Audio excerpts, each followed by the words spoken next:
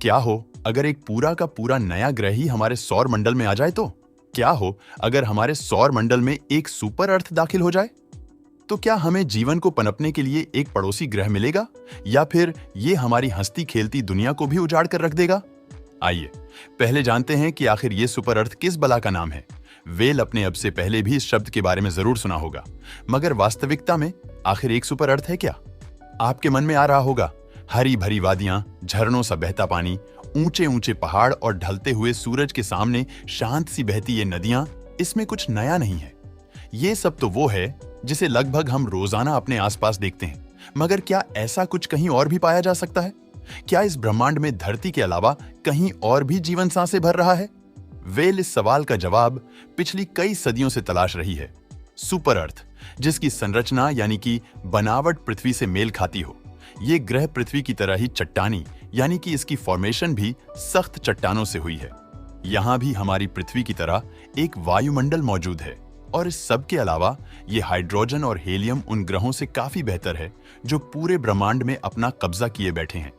तो समझे, अब सुपर अर्थ वो एक्सोप्लैनेट हैं जिनकी बनावट पृथ्वी से मेल खाती हैं और आकार में पृथ्वी की अपेक्षा कुछ छोटे या बड़े हो सकते हैं। अगर हमारे सौर मंडल में एक सुपर अर्थ दाखिल हो जाए तो इसकी क्या और कितने भीषण प्रभाव होंगे? नासा के मुताबिक हमारे सोलर सिस्टम में किसी भी सुपर अर्थ की एग्जिस्टेंस ही इम्पॉसिबल है पास्ट में। अगर कोई भी सुपर अर्थ में एंटर हुई भी होगी तो जुपिटर ने उसका बुरा हाल कर दिया होगा।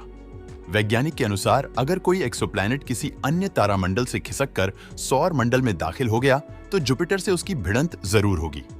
जुपिटर के बेहद सख्त ग्रेविटेशनल पुश ने इस ग्रह को धकेलकर आगे एस्टेरॉयड बेल्ट की ओर खिसका दिया होगा, जिस कारण वो सूरज की ऑर्बिट को एस्केप करके आउटर स्पेस में ड्रिफ्ट ऑफ हो गया होगा।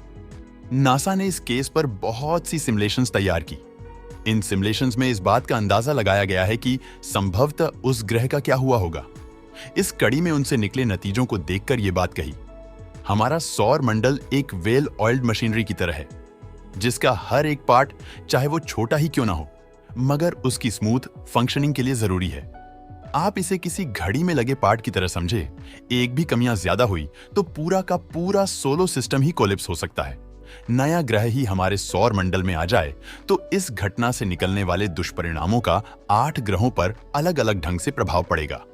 विशेष तौर पर चारों अंदरूनी ग्रह मर्क्यूरी, वीनस, मार्स और अर्थ ऑर्बिटल डिफ्लेक्शन के कारण बेहद झटके से बाहर खिसकते हुए दिखेंगे।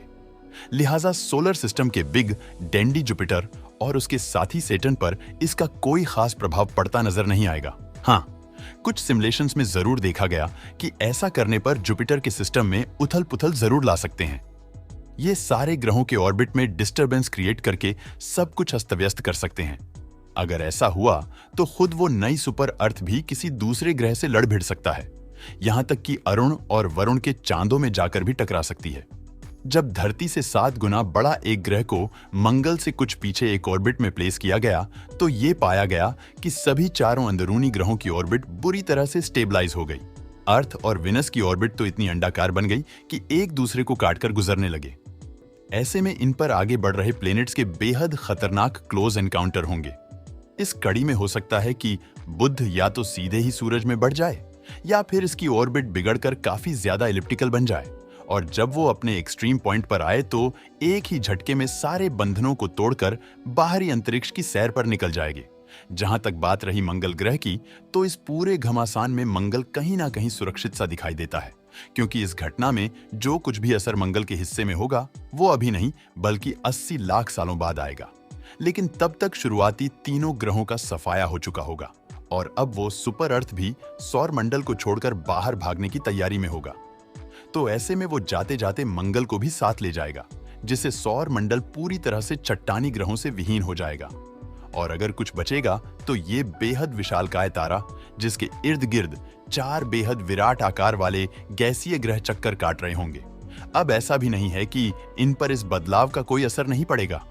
हाँ, मगर इन पर पड़ने वाला असर पृथ्वी और अन्य ग्रहों पर पड़ने वाले असर की अपेक्षा काफी कम है। इनमें थोड़ा बहुत ऑर्बिटल डिफ्लेक्शन जरूर आया है। इसके बाद हो सकता है कि हमारा सोलर सिस्टम कुछ ऐसा दिखाई दे। महज गिनती के ये 2-3 ग्रह और एक सूरज स्टडी से निकले। परिणाम वाकई चौंकाने वाले हैं बाकी दोस्तों। अगर आपको ये वीडियो पसंद आई तो इसे एक लाइक और दोस्तों में शेयर करना ना भूलें।